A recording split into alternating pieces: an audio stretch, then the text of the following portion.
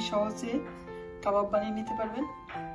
এর জন্য প্রথমে নিয়ে নিয়েছি হাফ কেজি কিমা, আর দিয়ে দিচ্ছি এর মধ্যে ছোট ছোট করে কাটা পেঁয়াজ কুচি।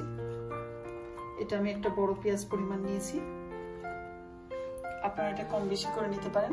দিয়ে দিচ্ছি আমি এখানে রসুন কুচি, কাঁচামরিচ কুচি, আর দিয়ে দিচ্ছি মিন্টের কুচি। এখানে আমি 6 কোয়া পরিমাণ নিয়েছি। আর দিয়ে দিচ্ছি বড় টেবিল চামচের 2 চামচ পরিমাণ কাবাবের মশলা। এটা আধা গোটা গোটা করা, আধা গুঁড়ো করা আর কি, গোটা গোটা কিছু থাকবে, এর জন্য স্মাকটা অন্যরকম স্বাদ লাগবে। আর দিয়ে দিচ্ছি আদা কুচি, দিয়ে দিচ্ছি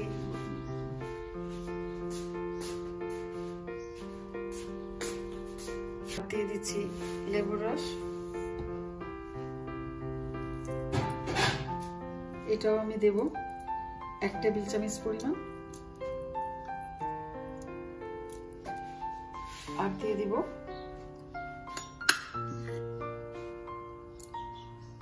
1 চামচ পরিমাণ, বড় চামচের 1 চামচ পরিমাণ ময়দা। এখন আমি এটাকে ভালো করে মাখিয়ে নেব। এখন আমি এর মধ্যে অ্যাড করব লবণ, কারণ মশলার মধ্যে লবণ দেওয়া ছিল, তাই আমি সামান্য একটু অ্যাড করছি।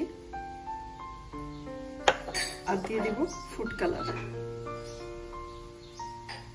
যেহেতু আমি হলুদ বা অন্য কালার ব্যবহার করছি না, এটা আপনারা চাইলে স্কিপ করতে পারেন, আমার কাছে দেখতে সুন্দর লাগে তাই আমি দিয়ে দিলাম। এর মধ্যে কোনো ডিম ইউজ করব না, আর টাটকা না হলে হয়তো ডিম ইউজ করতে হয়। যারা সাথে সাথে করে কিমাটা করে করবেন তাদের জন্য দরকার হবে না ডিমের। 6টা ভাগ করে নিলাম। এটা আমার কাবাবগুলো সাইজ করা। এখন আমি এগুলোকে ভেজে নিব।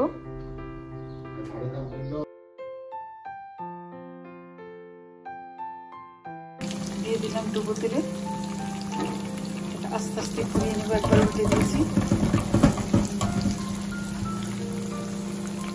জালটা আমি একদম কমিয়ে দিয়েছি, এত বেশি জোরে না, যাতে ভিতরটা সিদ্ধ হয়ে যায়।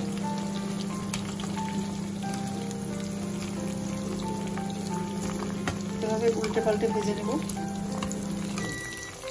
প্রথমে আমি 3টে দিয়ে দিলাম, পরে বাকি 3টাকে ভাজবো। আধা কেজিতে 6টা করলে মোটামুটি সাইজ হয়, আর যদি কিং সাইজ করতে চান তাহলে 4টা করলে বেটার হয়। এটা ডিপেন্ড করে আপনি কতটুকু সাইজ চান। গরম গরম ভাতের সাথে এই কাবাবটা অনেক মজার। চাইলে আপনার এটা রুটি অথবা পিতা ব্রেড দিয়েও খেতে পারেন। ট্রাই করে দেখুন।